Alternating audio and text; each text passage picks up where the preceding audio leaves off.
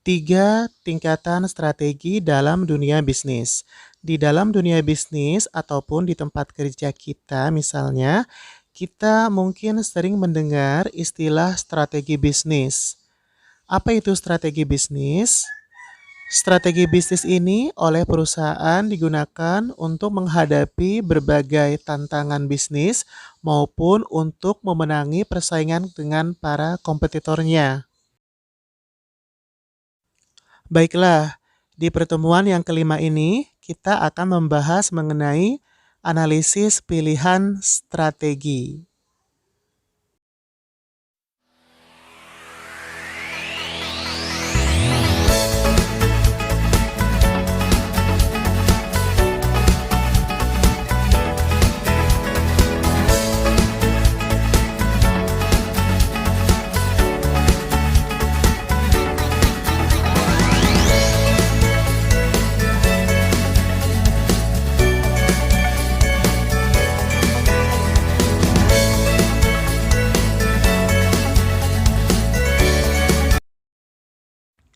Assalamualaikum warahmatullahi wabarakatuh.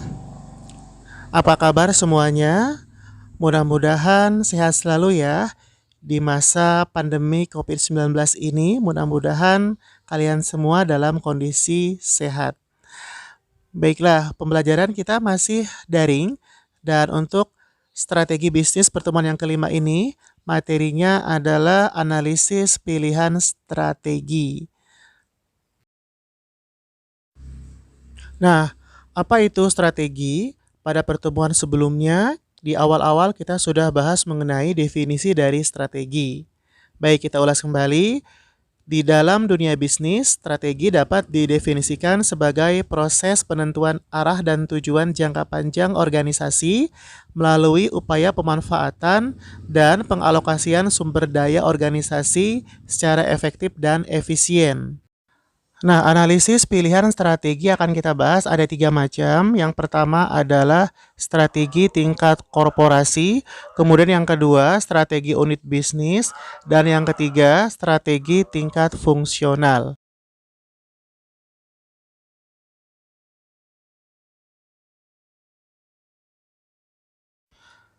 Nah, jadi tingkatan strategi ini ada tiga macam. Yang pertama strategi tingkat korporasi, yang kedua strategi tingkat fungsional, dan yang ketiga strategi tingkat bisnis unit. Baik. Nah, strategi tingkat korporasi. Strategi tingkat korporasi adalah rencana manajemen puncak untuk mengarahkan dan menjalankan perusahaan secara keseluruhan. Kemudian strategi tingkat korporasi memungkinkan memfokuskan investasi organisasi ke bidang bisnis yang akan membantu mencapai tujuan dan sasaran jangka panjang. Nah, strategi tingkat korporasi ini bisa juga didefinisikan sebagai tindakan yang diambil untuk mendapatkan keunggulan bersaing melalui pemilihan dan pengelolaan sejumlah bisnis atau usaha yang bersaing dalam beberapa industri. Nah, strategi ini diperlukan untuk menentukan bisnis apa yang harus dimiliki oleh perusahaan, seperti misalnya jenis produk yang akan diproduksi dan di mana produk tersebut akan dipasarkan. Nah, adapun pendekatan utama untuk strategi tingkat korporasi ini adalah strategi diversifikasi ya. Diversifikasi sudah pernah dijelaskan di beberapa pertemuan sebelumnya, bahwasanya diversifikasi adalah usaha penganekaragaman produk atau bidang usaha untuk memperoleh keuntungan yang maksimal. Nah, diversifikasi ini tidak hanya berkaitan dengan penambahan jenis produk baru untuk mendapatkan keuntungan yang maksimal, bisa juga dengan menambah bidang usaha baru atau membuat investasi yang baru supaya keuntungannya maksimal. Yang harus diperhatikan dalam diversifikasi ini adalah tentu saja kita harus melakukan survei terlebih dahulu, menganalisa terlebih dahulu. Dan yang perlu wajib dilakukan adalah bahwasanya jika produk yang kita hasilkan tidak memiliki keuntungan yang maksimal, maka boleh dilakukan diversifikasi ya. Jadi intinya untuk melakukan sebuah strategi diversifikasi, yang pertama adalah kita bisa melihat produk yang kita hasilkan apakah sudah memiliki keuntungan yang maksimal atau belum. Jika sudah memiliki keuntungan yang maksimal, maka tidak perlu dilakukan diversifikasi lagi. Tetapi jika keuntungannya kecil, maka boleh dilakukan diversifikasi dengan catatan harus melalui riset terlebih dahulu ya. Mudah-mudahan bisa dipahami. Kemudian ada dua hal penting dalam strategi tingkat korporasi yang perlu diperhatikan. Yang pertama adalah menentukan visi dan misi perusahaan, dan yang kedua adalah menentukan tujuan perusahaan. Ini pastinya bisa dilakukan di awal-awal perkuliahan, kita sudah bahas mengenai visi dan misi perusahaan, begitu juga dengan tujuan perusahaan ya. Jadi dalam hal ini strategi tingkat korporasi ini berada pada jangka panjang, yaitu minimal 10 tahun ya.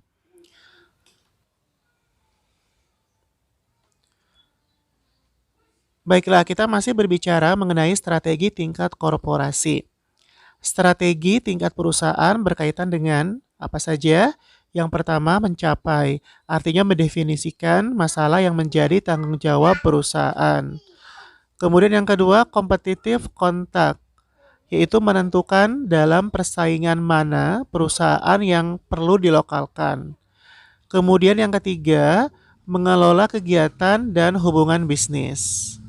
Kemudian yang keempat, praktek manajemen. Artinya, perusahaan memutuskan bagaimana unit bisnis dapat diatur melalui intervensi langsung perusahaan, atau dikenal dengan istilah lain yaitu sentralisasi. Kita akan coba ke slide berikutnya. Nah, sekarang yang kedua yaitu strategi tingkat bisnis unit. Strategi tingkat bisnis unit bisa didefinisikan sebagai strategi yang digunakan untuk mencapai tujuan di setiap unit bisnis. Seperti misalnya unit bisnis layanan, divisi, produk, ataupun anak perusahaan. Dan strategi ini dilaksanakan oleh masing-masing unit bisnis. Nah, strategi bisnis unit ini penting sekali dilakukan karena untuk melihat sejauh mana unit bisnis mana yang unggul dan unit bisnis mana yang perlu ditingkatkan lagi performanya. Nah, adapun strategi bisnis ini memiliki peran sebagai berikut. Yang pertama, penerapannya untuk mendorong investasi di perusahaan. Kemudian yang kedua, sebagai alat yang digunakan untuk meyakinkan kreditor tentang kelayakan kredit perusahaan. Yang ketiga, membujuk bank untuk meminjamkan atau menginvestasikan uang. Dan yang keempat, membantu tetap fokus pada apa yang penting bagi bisnis serta untuk mencapai hasil yang diinginkan. Nah, ada satu strategi yang penting dalam penerapan strategi tingkat bisnis unit, yaitu perusahaan juga bisa menerapkan analisis strategi SWOT. Yaitu perusahaan dapat menganalisis dari sisi kelemahan, kemudian kekuatan, kemudian kesempatan dan tantangan ataupun ancaman. Bisa dari internal maupun dari eksternal ya. Nanti kita akan pelajari lebih lanjut mengenai analisis SWOT di pertemuan-pertemuan berikutnya. Kita lanjut ke slide berikutnya. Yang ketiga, strategi tingkat fungsional. Strategi fungsional melibatkan pengambilan keputusan di tingkat operasional sehubungan dengan area fungsional tertentu. Dan pada strategi ini difokuskan pada peningkatan efektivitas bisnis pada tingkat operasional dan ditujukan untuk meningkatkan efisiensi dan efektivitas manufaktur, pemasaran, layanan pelanggan, pengelolaan sumber daya, dan pengembangan produk. Nah, strategi tingkat fungsional juga bisa didefinisikan sebagai strategi yang dirumuskan secara spesifik pada area fungsional tertentu. Nah, selanjutnya area fungsional ini artinya adalah meliputi departemen-departemen yang ada di unit bisnis. Misalnya departemen pemasaran, departemen keuangan, departemen sumber daya manusia, departemen produksi, dan lain sebagainya. Kita lanjut ke slide berikutnya. Dan strategi fungsional ini terdiri dari strategi pemasaran, finansial, penelitian dan pengembangan, operasi sumber daya manusia. Yang pertama kita akan kupas mengenai strategi pemasaran. Dengan memanfaatkan strategi pemasaran, maka perusahaan tentu saja dapat menangkap pangsa pasar yang lebih besar dari pasar yang ada untuk produk saat ini melalui penetrasi pasar. Artinya adalah dengan memanfaatkan strategi pemasaran dari bagian top manajemen, ini bisa menangkap pangsa pasar yang lebih besar. Dengan produk yang sudah ada, yang sudah kita pasarkan, tentu saja dengan strategi yang jitu atau dengan strategi yang tepat, maka pangsa pasar yang lebih luas lagi bisa digenggam oleh organisasi atau perusahaan tersebut. Kemudian yang kedua, mengembangkan pasar baru dari pasar yang ada. Ini sudah pasti ya. Jadi dengan strategi pemasaran kita bisa memanfaatkan tidak hanya pasar yang sudah ada, tetapi juga bisa mendapatkan pasar yang baru.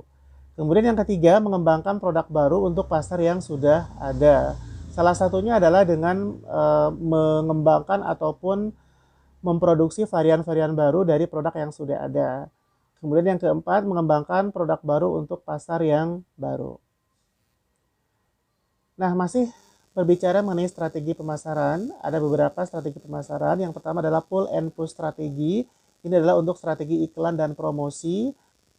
Kemudian ada scam pricing, ini untuk pionir produk baru, dan penetration pricing untuk mempercepat perkembangan pasar.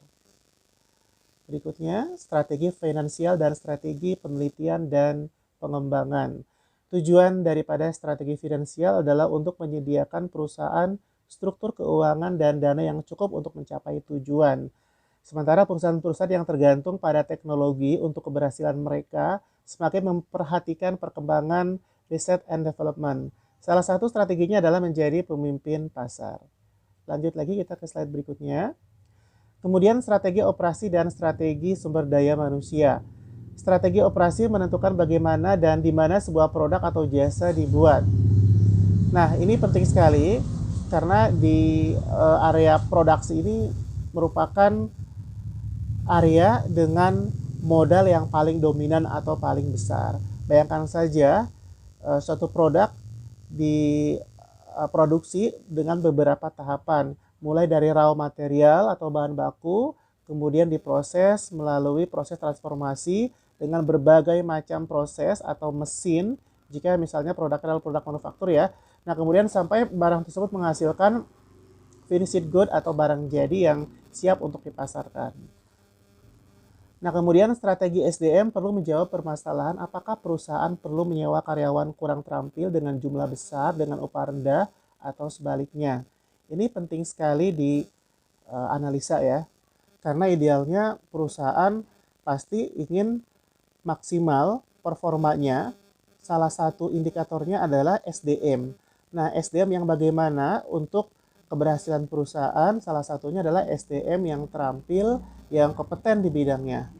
Nah, maka daripada itu, bagian SDM tentu saja akan bekerja keras, akan berusaha untuk merekrut ataupun mendapatkan karyawan yang terampil. Nah, dengan jumlah karyawan terampil yang dibutuhkan, tentu saja ini akan berbanding lurus dengan keberhasilan perusahaan. Berikutnya adalah strategi korporasi versus strategi bisnis. Ini ada identifikasi strategi korporasi dengan strategi bisnis. Kolom yang pertama dilihat dari fokusnya, kolom yang kedua dilihat dari strategi bisnis masalah operasional, kolom yang ketiga dilihat dari strategi korporasi, kelangsungan dan pengembangan jangka panjang ya. Mulai dari sasarannya, kemudian lingkup, hasil, informasi, kemudian pemecahan masalah sampai risiko. Nah, kemudian masih berbicara mengenai strategi ya. Nah, di sini ada strategi fungsional versus strategi bisnis. Dalam batasan-batasan perusahaan bahwa strategi bisnis dan strategi fungsional menggabungkan beragam kegiatan dan kompetensi dari tiap fungsi untuk meningkatkan kinerja. Dan strategi fungsional memaksimalkan produktivitas sumber daya, mengarahkan pada kompetensi tersendiri yang memberikan perusahaan suatu keunggulan yang kompetitif. Berikutnya, analisis daur kehidupan produk. Daur kehidupan produk mencoba menganalisa suatu produk berdasarkan perubahan yang terjadi pada tingkat penjualannya. Nah, dalam analisis daur kehidupan produk, kita akan menganalisis proses perkembangan produk itu sendiri ya. Sama halnya dengan manusia. Manusia memiliki tumbuh kembangnya mulai dari kelahiran, kemudian pertumbuhan, sampai kematian. Nah, begitu juga dengan produk ya, ada tahapan-tahapan atau proses-proses produk tersebut yang bisa dilalui. Nah, prinsipnya analisa ini mengatakan bahwa suatu produk akan melalui suatu siklus kehidupan seperti halnya manusia. Kehidupan suatu produk diantaranya perkenalan ya, introduction, kemudian grow, pertumbuhan, kemudian mature, kedewasaan, dan decline. Nah, yang pertama adalah introduction atau tahap perkenalan. Dalam masa perkenalan sebuah produk, misalnya penjualan ini mulai dari nol dan meningkat secara perlahan-lahan. Adapun keuntungan pada tahap ini akan menunjukkan jumlah yang negatif. Kenapa? Karena besarnya biaya yang dikeluarkan untuk penilaian dan promosi itu tidak dapat diimbangi oleh tingkat penjualan yang masih rendah. Jadi strategi generik yang dapat dipilih adalah fokus diferensiasi. Nah, kemudian yang kedua adalah grow atau tahap pertumbuhan ya. Nah, selama tahap ini penjualan meningkat secara cepat dan kemudian diikuti dengan peningkatan yang rendah. Jadi tahap ini merupakan suatu periode selama suatu produk mempunyai tingkat penjualan yang tinggi serta menghasilkan keuntungan yang paling maksimal. Kemudian tahapan berikutnya adalah mature atau tahap kedewasaan. Pada tahap ini penjualan mencapai titik paling maksimal dan kemudian kembali menurun sehingga keuntungan yang diperoleh menjadi kecil. Kemudian yang berikutnya yang terakhir adalah decline atau tahap menurun ya. Jadi selama tahap ini baik penjualan maupun keuntungan itu akan turun terus sampai akhirnya produk tersebut ditarik dari pasar. Nah, untuk tahap ini dapat digunakan strategi kepemimpinan biaya menyeluruh atau juga fokus kepemimpinan biaya menyeluruh.